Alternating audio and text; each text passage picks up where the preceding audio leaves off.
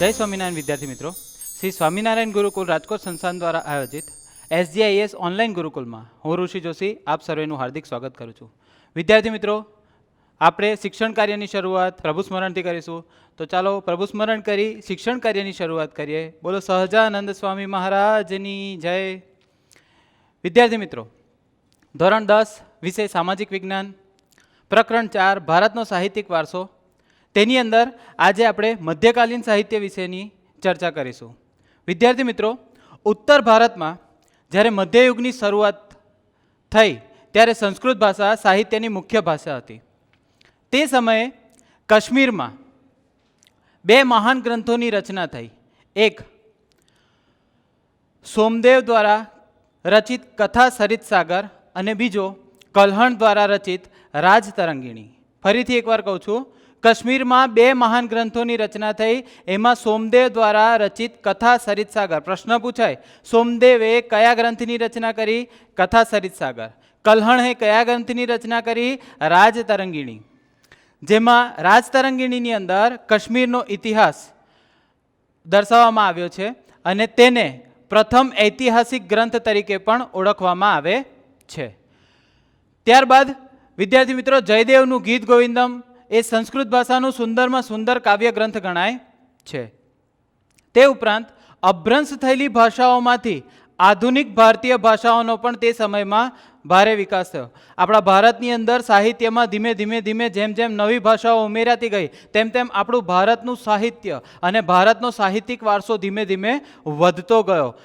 સાહિત્યની અંદર એવા મહાન સાહિત્યકારો થઈ ગયા જેમને પોતાની સાહિત્ય રચના દ્વારા ભારતના સાહિત્યિક વારસાની અભિવૃદ્ધિ કરી, ચાર ચાંદ લગાડ્યા જેને સાહિત્યની અંદર।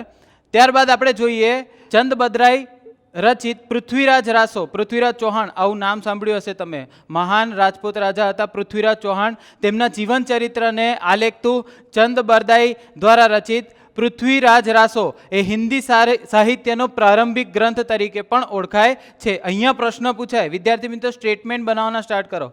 પૃથ્વીરાજ રાસો ની રચના કોણે કરી? તો ચંદ બરદાઈએ પૃથ્વીરાજ રાસોની રચના કરી। અથવા તો એવો પ્રશ્ન પૂછાય કે ચંદ બરદાઈએ કયા ગ્રંથની રચના કરી, કયા સાહિત્યની રચના કરી? તો પૃથ્વીરાજ રાસો, જે હિન્દી સાહિત્યનો પ્રારંભિક ગ્રંથ ગણાય છે। તે સમયમાં વિદ્યાર્થી મિત્રો દક્ષિણમાં સંસ્કૃતમાં શંકરાચાર્યનું ભાષ્ય સાહિત્ય બી ખૂબ જ મહત્વનું ગણવામાં આવે છે। ત્યારબાદ કન્નડ સાહિત્યમાં જૈન ધર્મની ગાઢ અસર થઈ। કન્નડ સાહિત્ય, કન્નડ ભાષાના સાહિત્યમાં જૈન ધર્મની ગાઢ અસર થયાથી કવિ પંપાએ, નામ યાદ રાખજો વિદ્યાર્થી મિત્રો, કવિ પંપાએ આદિપુરાણ, કવિ પોન્નાએ શાંતિ પુરાણ, જેમાં 16મા જૈન તીર્થંકરનું જીવન આલેખન છે। કવિ પંપા આદિપુરાણ, કવિ પોન્ના શાંતિ પુરાણ અને કવિ રન્ના એ અજીત પુરાણ। આમ આ પંપા, પોન્ના અને રન્ના આ કન્નડ સાહિત્યની ત્રિપુટી ગણવામાં આવે છે। પ્રશ્ન એવો પૂછાય કે કન્નડ ભાષાના સાહિત્યની ત્રિપુટી કોને ગણવામાં આવે છે?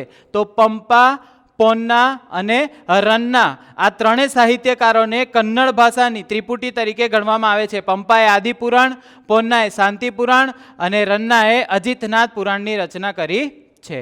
ત્યારબાદ વિદ્યાર્થી મિત્રો તમિલ ભાષામાં કવિ કંબલે રામાયણની રચના કરી। તમિલ ભાષામાં આમ તો આપણે રામાયણની રચના મહર્ષિ વાલ્મીકીએ કરી છે, પરંતુ કવિ કંબલે કઈ ભાષામાં? તમિલમાં રામાયણની રચના કરી। ત્યારબાદ વિદ્યાર્થી મિત્રો દિલ્હી સલ્તનત કાળની શરૂઆત થઈ અને દિલ્હી સલ્તનત કાળની અંદર હિન્દી ભાષા બે સ્વરૂપમાં આપણને જોવા મળી, એક વ્રજ અને બીજી ખડી બોલી। હિન્દી ભાષાની અંદર પણ બોલીઓનો પ્રભાવ ધીમે ધીમે વધતો ગયો અને આ બોલીઓની અંદર બી ધીમે ધીમે નવા સાહિત્ય સર્જન થવાની શરૂઆત થઈ। દિલ્હી સલ્તનત કાળની અંદર બે ભાષાઓ જે સાહિત્યમાં આવી તેમાં વ્રજ અને ખડી બોલી, તેમાં બી ખાસ કરીને ભક્તિ ગીતોની રચના તે સમયમાં આ બે ભાષાઓમાં વધારે થતી જોવા મળે છે। તે ઉપરાંત ગુજરાતી જેવી રાજસ્થાની ભાષામાં પણ વીર ગાથાઓ રચાઈ છે। રાજસ્થાની ભાષાઓમાં શાની રચના થઈ? વીર ગાથાઓની રચના। એમાં આલ્હા, નામ યાદ રાખજો, આલ્હા, ઉદલ અને બિસલદેવ રાસો, નામ યાદ રાખજો, ફરીથી એકવાર કહું છું, આલ્હા, ઉદલ અને બિસલદેવ રાસો દ્વારા રચાયેલી વીર ગાથાઓ મહત્વની છે। ત્યારબાદ વિદ્યાર્થી મિત્રો અવધી ભાષાની વાત કરીએ તો અવધી ભાષાનો સૌથી જૂનો ગ્રંથ અવધી ભાષાનો સૌથી જૂનામાં જૂનો ગ્રંથ મુલ્લા દાઉદનો ગ્રંથ ચંદ્રાયન ગણવામાં આવે છે. કયો ગ્રંથ? પ્રશ્ન પૂછાય. અવધી ભાષાનો સૌથી જૂનામાં જૂનો ગ્રંથ કયો છે? તો ચંદ્રાયન. અને એની રચના કોણે કરી છે? તો મુલ્લા દાઉદે કરી છે. ત્યારબાદ સંસ્કૃત ભાષા એ સર્વે ભાષાની માતૃભાષા તરીકે પણ ગણવામાં આવે છે. ત્યારબાદ વિદ્યાર્થી મિત્રો, ફારસી ભાષા. ફારસી ભાષા એ દિલ્હી સુલતાનોની રાજભાષા તરીકે હતી. ફારસીના શબ્દોનો સમાવેશ ધીમે ધીમે ભારતીય ભાષામાં થવા લાગ્યો છે. ત્યારબાદ એક મહત્વનું નામ આવે છે જિયાઉદ્દીન બર્ની. વિદ્યાર્થી મિત્રો ખાસ નામ યાદ રાખજો, નામ પરથી સ્ટેટમેન્ટ બનાવજો. પ્રશ્ન પૂછાય જિયાઉદ્દીન બર્નીએ કયા કયા સાહિત્યોની રચના કરી, કઈ કઈ કૃતિઓની રચના કરી, કયા કયા ગ્રંથોની રચના કરી? તો જિયાઉદ્દીન બર્નીએ તારીખે ફિરોઝશાહી, જેમાં તેને ખલજી અને તુગલક વંશના રાજ્યનું વિવરણ કર્યું છે. તે ઉપરાંત તેને ફતવા એ જહાંદારી, જેમાં રાજકીય સિદ્ધાંતો ઉપરની માહિતી આપી છે. ફતવા એ જાહેદારીને આપણે હુકુમ કે આદેશ તરીકે પણ ઓળખી શકીએ છીએ. વિદ્યાર્થી મિત્રો, જિયાઉદ્દીન બર્ની સાથે આ બે મહત્વના કૃતિઓ, મહત્વના ગ્રંથો જોડાયેલા છે, તારીખે ફિરોઝશાહી અને ફતવા એ જહાંદારી. એમાં પૂછાય કે ખલજી અને તુગલક વંશના રાજ્યનું વિવરણ કયા ગ્રંથમાં કરવામાં આવ્યું છે? તો તારીખે ફિરોઝશાહી. ત્યારબાદ વિદ્યાર્થી મિત્રો એક હજુ મહત્વનું નામ આવે છે, જે નામ છે અમીર ખુસરો. અમીર ખુસરો એક કવિ પણ છે, ઇતિહાસકાર પણ છે, સંત પણ છે, સંગીતકાર પણ છે. તેમના ગુરુ હઝરત નિઝામુદ્દીન ઓલિયા હતા. વિશ્વવિખ્યાત જે હતા હઝરત નિઝામુદ્દીન ઓલિયા, તે અમીર ખુસરોના ગુરુ હતા. આશિકા, નૂર, સિપિહર, કિરાતુલ સદાય તેમની મહત્વની કૃતિઓ છે. પ્રશ્ન એવો પૂછાય કે અમીર ખુસરોએ કઈ કઈ કૃતિઓની રચના કરી છે? તો આશિકા, નૂર, સિપિહર, કિરાતુલ સદાય જેવી મહત્વની કૃતિઓની રચના અમીર ખુસરોએ કરી છે. દિલ્હીની આજુબાજુમાં બોલવામાં આવતી મહત્વની ભાષાઓ, જે બી બીજી બધી ભાષા બોલાતી હતી, તેને તેઓ હિન્દવી કહેતા. અમીર ખુસરો દિલ્હીની આજુબાજુ બોલાતી ભાષાઓને શું કહેતા હતા? હિન્દવી કહેતા હતા. અને તેને પોતાની માતૃભાષા તરીકે ગણાવતા હતા, પોતાની માતૃભાષા તે ગણતા હતા. તે ઉપરાંત તેમને હિન્દી અને ફારસી ભેગી કરી દ્વિભાષી ચોપાઈઓ અને દુહાઓ પણ રચ્યા છે. હિન્દી અને ફારસી બે ભાષાઓ ભેગી કરી દ્વિભાષી ચોપાઈઓ અને દુહાઓ પણ તેમને રચના કરી છે. તે ઉપરાંત વિદ્યાર્થી મિત્રો, તે સમયે ભક્તિ માર્ગના સંતોએ ઉપદેશ આપવાનું શરૂઆત કર્યું. તેમાં સંત કબીર, આ તમે નામ સાંભળ્યું હશે. કબીરના દુહાઓ આજે પણ લોકકંઠે સચવાયેલા છે. સંત કબીરે ભક્તિ માર્ગના મહાન કવિ, મહાન સંત તરીકે પણ ઓળખાય છે. ત્યારબાદ મલિક મુહમ્મદ જાયસી એ અવધીમાં પદ્માવત. હવે હિન્દી ભાષાની મુખ્ય બે બોલીઓ તે સમયમાં ભોજપુરી અને અવધી બની. હિન્દી ભાષાની બે મુખ્ય બોલીઓ કઈ બની? ભોજપુરી અને અવધી. તેની અંદર અવધી ભાષા, ખાસ કરીને મુખ્ય અવધી ભાષાની અંદર મલિક મુહમ્મદ જાયસીએ પદ્માવત નામનો ગ્રંથની રચના કરી. તુલસીદાસજીએ રામચરિત માનસની રચના પણ અવધી ભાષામાં જ કરી. પ્રશ્ન પૂછાય તુલસીદાસજીએ રામચરિત માનસની રચના કઈ ભાષામાં કરી? તો અવધી ભાષામાં. અથવા તો રામચરિત માનસની રચના કોણે કરી? તુલસીદાસે. પ્રશ્ન કોઈ બી રીતે પૂછાય, આપણે સ્ટેટમેન્ટ બનાવવાના. ત્યારબાદ બંગાળના સુલતાનોનો આશ્રય કૃતિવાસે બંગાળીમાં રામાયણની રચના કરી. હવે આપણે આગળ કવિ કંબલે તમિલમાં રામાયણની રચના કરી. અહીંયા કૃતિવાસે કોના આશ્રય? કે બંગાળના સુલતાનોના આશ્રય રામાયણની રચના કરી. તે ઉપરાંત કવિ ચંડીદાસે સેંકડો ગીતોની રચના પણ કરી. તે સમયે ત્યાં બંગાળમાં સંત ચૈતન્ય થી ભક્તિ ગીતો લખાવાની પરંપરાની શરૂઆત થઈ. બંગાળમાં સંત ચૈતન્યના સમયથી ભક્તિ ગીતો લખાવાની શરૂઆત થઈ. ત્યારબાદ આપણા ગુજરાતમાં નરસિંહ મહેતા અને એકનાથ મરાઠીમાં ભક્તિ ગીતો લખતા ગયા. આમ ભક્તિનો પ્રવાહ ધીમે ધીમે આગળ વધતી ગયો અને તે ભક્તિયુગ તરીકે પણ, તે સમયગાળાને આપણે ભક્તિયુગ તરીકે પણ, સંત કવિઓના યુગ તરીકે પણ ઓળખીએ છીએ. ત્યારબાદ જૈનુલ અબદીન, નામ યાદ રાખજો, જૈનુલ અબદીનના આશ્રયે કાશ્મીરમાં મહાભારત અને રાજતરંગિણી સંસ્કૃત ગ્રંથોના ફારસીમાં અનુવાદ થયા. કોના આશ્રિત? જૈનુલ અબદીનના આશ્રયે કાશ્મીરમાં. ક્યાં? કાશ્મીરમાં મહાભારત અને રાજતરંગિણીના સંસ્કૃત ગ્રંથો છે. આમના કઈ ભાષામાં અનુવાદ થયા? ફારસી ભાષામાં અનુવાદ થયા. ત્યારબાદ વિદ્યાર્થી મિત્રો, વિજયનગર. વિજયનગરના સમ્રાટના શાસનકાળમાં સંસ્કૃત ભાષાનો વધારે વિકાસ થયો, વધુ વિકાસ થયો. સંસ્કૃત ભાષાની અંદર વધારે સાહિત્ય રચાવાની શરૂઆત થઈ. આમ છતાં આ યુગમાં તેલુગુ ભાષાના સાહિત્યનો પણ વિકાસ થયો. સમ્રાટ કૃષ્ણદેવરાય, વિજયનગરના મહાન સમ્રાટ એવા સમ્રાટ કૃષ્ણદેવરાયે આમુક્ત માલ્યદા, નામ યાદ રાખજો, આમુક્ત માલ્યદા નામનો ગ્રંથની રચના કરી.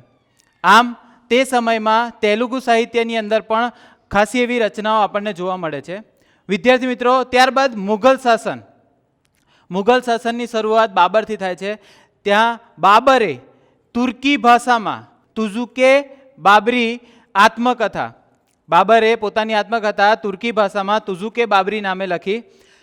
ફારસીમાં બાબરનામા નામથી તેનું ભાષાંતર કરવામાં આવ્યું. ફારસી ભાષામાં તુર્કી ભાષામાં લખાયેલી તુઝુકે બાબરી આત્મકથાનું ભાષાંતર ફારસી ભાષામાં બાબરનામા નામથી કરવામાં આવ્યું. ત્યારબાદ હુમાયુની બહેન ગુલબદન બેગમે, હવે બાબરનો છોકરો હુમાયુની બહેન ગુલબદન બેગમે હુમાયુનામા નામની આત્મકથા હુમાયુ નામે લખી. ત્યારબાદ જહાંગીરે તુઝુકે જહાંગીરી નામની આત્મકથા લખી. ઔરંગઝેબ અને બહાદુર શાહ જફર બી સારા એવા ઉર્દૂના સાહિત્યકારો અને કવિઓ હતા. આમ મુઘલ સમયની અંદર પણ ખાસી એવી તુર્કી ભાષા અને ત્યારબાદ આપણે જોયું ફારસી ભાષા, ફારસી ભાષામાં ખાસી એવી સાહિત્યની રચના થઈ. ખાસ કરીને આત્મકથાઓની રચના વધારે પડતી થઈ. તે ઉપરાંત તે સમયમાં તુલસીદાસ, સુરદાસ, કેશવદાસ, રહીમના દોહરા, પ્રેમના વિરહના અનેક એવા સાહિત્યો, અનેક એવા કવિઓએ અનેક એવી કવિતાઓની રચના પણ તે સમયમાં થયેલી આપણને જોવા મળે છે. ત્યારબાદ ફારસી ભાષામાં અબુલ ફઝલે આઈને અકબરી, નામ યાદ રાખજો મિત્રો, ફારસી ભાષામાં અબુલ ફઝલે આઈને અકબરી અને અકબરનામા લખ્યું. પ્રશ્ન પૂછાય, આઈને અકબરી અને અકબરનામા કોને લખ્યું? અબુલ ફઝલે. કઈ ભાષામાં? ફારસી ભાષામાં. આઈને અકબરીમાં ભારતીય રીતિ રિવાજો, શિષ્ટાચારો, ધર્મ, દર્શન, આર્થિક સ્થિતિ વગેરેનો સમાવેશ કરવામાં આવ્યો, વગેરે વિશે પૂર્ણ માહિતી આપવામાં આવી. અબુલ ફઝલે જે આઈને અકબરી ગ્રંથ લખ્યો, જે સાહિત્ય લખ્યું, કૃતિ લખી, તેની અંદર તેમને ભારતીય રીતિ રિવાજો, શિષ્ટાચારો વગેરેનો સમાવેશ કરી એ બધી જ વસ્તુ તે કૃતિમાં દર્શાવવામાં આવી છે. અબુલ ફઝલનો ભાઈ ફૈઝી, નામ યાદ રાખજો, અબુલ ફઝલનો ભાઈ ફૈઝી ફારસી ભાષામાં અનેક એવા સાહિત્ય અને કૃતિઓ રચી છે. અનેક સંસ્કૃત ગ્રંથોનું ફારસીમાં અનુવાદ પણ થયું તે સમયે. તે ઉપરાંત અકબરે તો મહાભારત, રામાયણ, અથર્વવેદ, ભગવદ્ ગીતા અને પંચતંત્ર જેવા ગ્રંથોના અનુવાદ કરવા માટે અલગ અલગ ખાતાની સ્થાપના પણ કરી હતી. પ્રશ્ન પૂછાય કે આ મહાન ગ્રંથો જે આપણા સાહિત્યમાં થઈ ગયા, સંસ્કૃત સાહિત્યની અંદર થઈ ગયા, મહાભારત, રામાયણ, અથર્વવેદ, ભગવદ્ ગીતા, પંચતંત્ર વગેરેના અનુવાદ કરવા માટે કોણે અલગ ખાતાની સ્થાપના કરી હતી? તો અકબરે. પ્રશ્ન ઉલટાવીને પૂછાય કે અકબરે કયા ગ્રંથોના અનુવાદ કરવા માટે અલગ ખાતાની સ્થાપના કરી હતી? તો એ ગ્રંથોના નામ લખવાના તમારે, મહાભારત, રામાયણ, અથર્વવેદ, ભગવદ્ ગીતા અને પંચતંત્ર જેવા ગ્રંથો. આ ઉપરાંત વિદ્યાર્થી મિત્રો, મધ્યયુગની સૌથી મહત્વની ઘટના છે ઉર્દુ ભાષાનો જન્મ. વલી, મીર દર્દ, મીર તકી, મીર વગેરે જેવા મહાન કવિઓ, લેખકો આ સમયમાં થઈ ગયા. નઝીરી, અકબરાબાદી, અસદુલ્લા ખાન, ગાલિબ જેવા કવિઓ પણ આ સમયે થઈ ગયા જોવા મળે છે. ત્યારબાદ વિદ્યાર્થી મિત્રો, 18મી સદીમાં ઉર્દુ ગદ્યનો વિકાસ સંપૂર્ણપણે થયેલો જોવા મળે છે. તેમાં બી ખાસ કરીને મોહમ્મદ હુસેન આઝાદનો દરબારે અકબરી નામનો ગ્રંથ સૌથી મહત્વનો ગણાય છે. તો આમ વિદ્યાર્થી મિત્રો, આપણે મધ્યકાલીન સાહિત્યની અંદર ફારસી, ઉર્દુ, અવધી જેવી અનેક બોલીઓની અંદર થયેલા સાહિત્યો અને તેમના સાહિત્યકારો વિશેની પૂરી માહિતી પ્રાપ્ત કરી. આશા રાખું છું મારો વિડીયો તમને પસંદ આવ્યો હશે. જય સ્વામિનારાયણ.